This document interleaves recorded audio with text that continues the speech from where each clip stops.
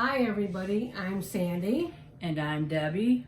We're from the Normal Paranormal Group.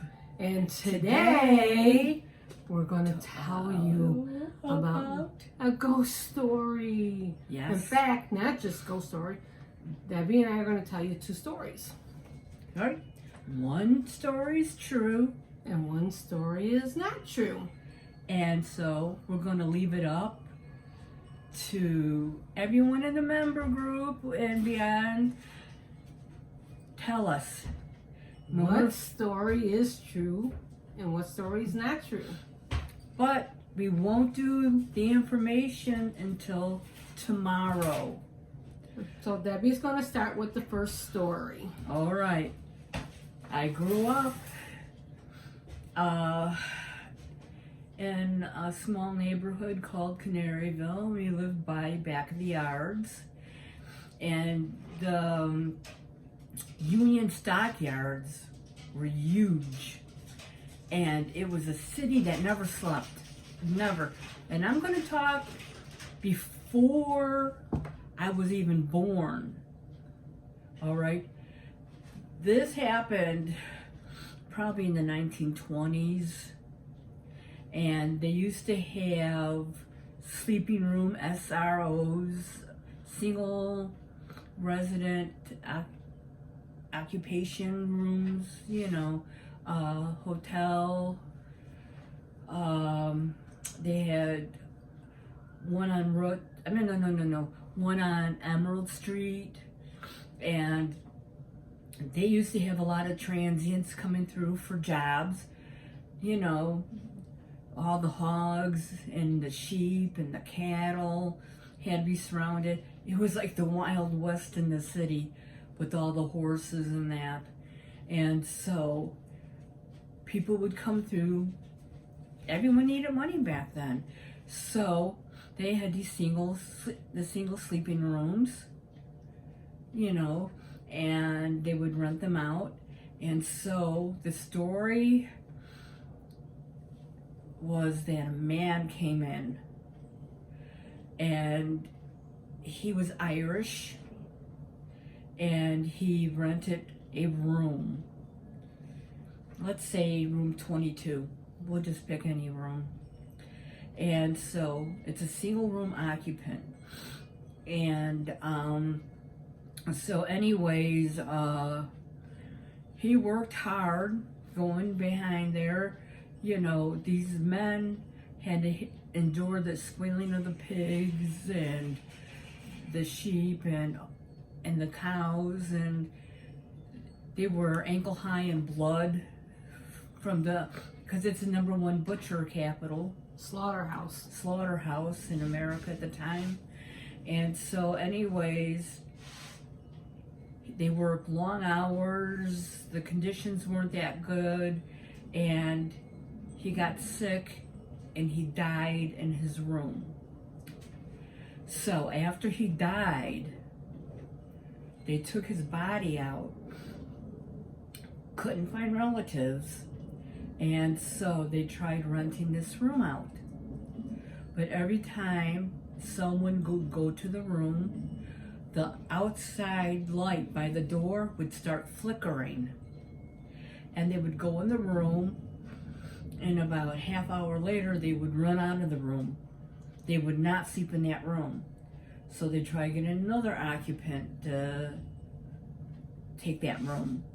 And again, the light started flickering, went in, within a half hour they come running out. They couldn't rent this room for nothing. So eventually this young man, he come looking for his father. And his father was the one that died.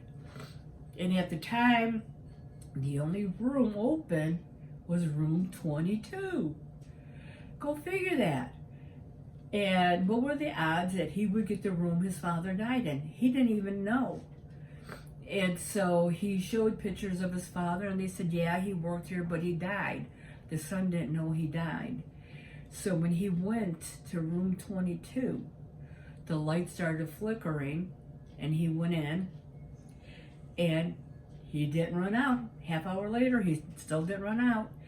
and he was getting ready to go to sleep for his next day job, and he heard these scratching noises and these thumps, and he couldn't rest.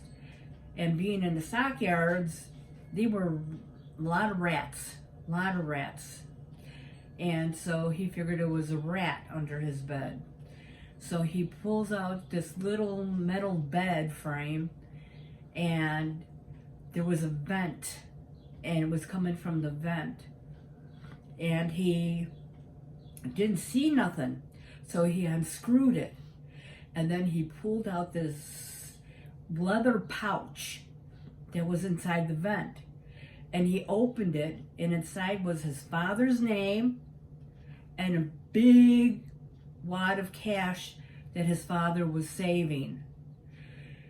He screwed back in the vent, pulled the bed back, and then left. This is story number 1. Story number 2. In the back of the yards was this old woman. Her name was Helen.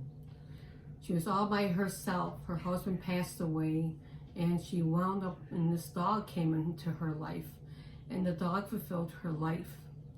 And she continued to take care of this dog and feed it. Where it came from, nobody knew. So she kept on feeding the dog, and she would love it, and it became such a big part of her life. So Helen decided to take the dog in and keep the dog. And that dog loved her so much. So one day, Helen goes out to go shopping, to go get something, and she comes home and her dog's missing. Where did her dog disappear to? She was worried sick because she became so attached to this dog. And she would cry at night because the dog disappeared. And where did the dog go? So one day, she is walking along down the street, and she seen the dog, but the dog was dead. The dog was laying there in the street. She cried and she cried. She was so lonely for this dog. So every night she would go home and she'd lay in bed and she'd cry. And then during the night, during the dawn, she'll get up, open the windows, and she'd turn around and she'd look, on the shadow of the wall was a dog's shadow. It was sitting there watching her. And it looked the same shape, the same size as the dog that she lost. And I really believe that she believed that this dog came and took care of her and watched over her because she loved the dog so much. And this happened more than one time, that she would go to bed and she stopped crying because every night she'll look at the wall to see if she could see the shadow of the dog. And not every night it happened, but several nights, a couple of times, dog's shadow would appear on the wall.